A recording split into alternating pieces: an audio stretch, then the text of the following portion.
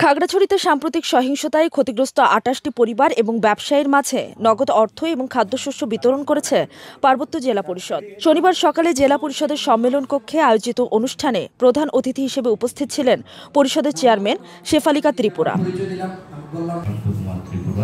ক্ষতিগ্রস্ত প্রত্যেককে দেওয়া হয় ১০,০০০ টাকা এবং ১ বস্তা চাল। এ সময় চেয়ারম্যান শেফালিকা ত্রিপুরা বলেন, সহিংসতায় ক্ষতিগ্রস্ত মানুষের পাশে দাঁড়ানো আমাদের নৈতিক দায়িত্ব। প্রাথমিক সহায়তা হিসেবে এই ত্রাণ দেওয়া হলেও জেলা পরিষদ সবসময় তাদের পাশে থাকবে।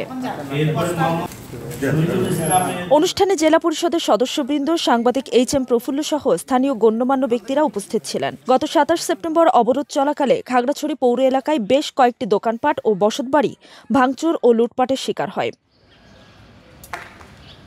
এদিকে সহিংসতার কারণে খাগড়াছড়িতে অনির্দিষ্টকালের সড়ক অবরোধ আগামী ৫ অক্টোবর পর্যন্ত স্থগিত ছিল। তবে সেই অবরোধ পুরোপুরি প্রত্যাহারের ঘোষণা দিয়েছে যুগ্ম ছাত্র জনতা।